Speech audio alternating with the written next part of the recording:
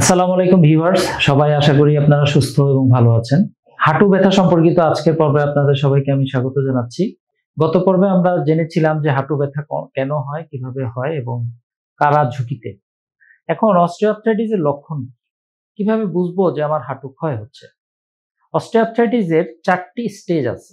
প্রথম স্টেজ সেটাতে শুধুমাত্র হাঁটু ব্যথা হবে। কখন ব্যথা হবে?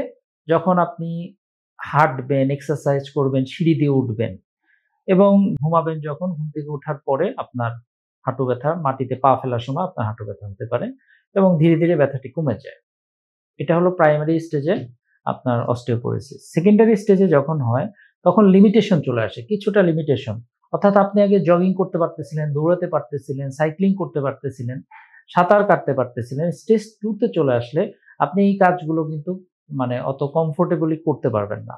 আপনার কষ্ট হবে এবং ব্যথার পরিমাণটা আরো অনেক বেড়ে যাবে। এবং ৩য় স্টেজে যেটি হবে সেটি হলো হাঁটতে গেলেই প্রতিটা স্টেপে আপনার হাঁটুর ভিতরে একটা কড়মড়, কড়মড়, কটকট শব্দ হবে। অনেকেই এই প্রশ্নগুলো বলে যে আমার হাঁটুর ভিতরে কটকট শব্দ হয়। এটি হলো 3rd স্টেজের অস্টিওপোরোসিস। এছাড়া যেটি হয় তখন হাঁটুর ভিতরে পানি আসা শুরু হয়। হাঁটু ফোলা শুরু হয়। অনেক সময় হাঁটু গরম হয়ে যায়, লাল হয়ে যেতে পারে। এবং আমরা যখন এক্স-রে করব তখন দেখব যে হাঁটুর যে ২ টি হাড্ডি আছে এর মাঝখানে যে স্পেস বা গ্যাপ এটি একদম কমে যায়। হাঁটুতে বিভিন্নভাবে নতুন, নতুন হাড্ডি তৈরি হয়, লুজ বডি, অস্টিওফাইট এইগুলো তৈরি হয় এবং অনেক বেশি ব্যথা হয়। এগুলো হলো গিয়ে ৩য় স্টেজের ক্ষেত্রে হয়। এবং ৪র্থ স্টেজ বা একদম সর্বশেষ স্টেজ হলো রোগী একেবারেই পঙ্গু হয়ে যায়। অর্থাৎ বিছানা থেকে সে নামতেই পারে না, নিচে বসতে পারে না, হাঁটু ভাঁজ করতে পারে না, হাঁটতে গেলে প্রচন্ড ব্যথা ফিল করে। তো এই হলো আপনার অস্টিওপোরোসিসের ধাপ।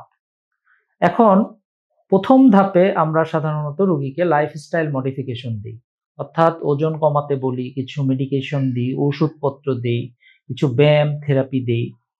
স্টেজ 2 এবং 3 তে আমরা তাকে লিমিটেড মুভমেন্টে যেতে বলি। অর্থাৎ আগের মতো খুব বেশি দৌড়াদৌড়ি সে করতে পারবে না। লিমিটেশন চলে আসবে। দিনে একটা নির্দিষ্ট সময় হাঁটতে পারবে। কিছু নিয়মকানুন মানতে হবে। খাওয়া-দাওয়াতে এবং জীবনযাপনে অনেকটা কন্ট্রোল নিয়ে আসতে হবে এবং রেগুলার মেডিকেশন। এবং সর্বশেষ সেটি হলো যদি ওষুধে কাজ না হয় ইনজেকশনের দিকে চলে যাই আমরা। হাঁটুর ভিতরে যে ন্যাচারাল যে ফ্লুইড থাকে সেটি পাওয়া যায়, সেটি আমরা অনেক সময় পুশ করি। আর সর্বশেষ যেটি ৪র্থ স্টেজ, সেই স্টেজে যেয়ে আল্টিমেটলি হাঁটু প্রতিস্থাপন ছাড়া আর কোনো গতি থাকে না। হাঁটু প্রতিস্থাপনের দিকে যেতে হয়। তো অস্টিওআর্থ্রাইটিস এই রোগটি সম্পর্কে আপনারা জানলেন। যদি কোনো প্রশ্ন থাকে আপনারা আমাদেরকে কমেন্ট বক্সে জানাবেন। আমরা আপনাদের উত্তর দেওয়ার চেষ্টা করব।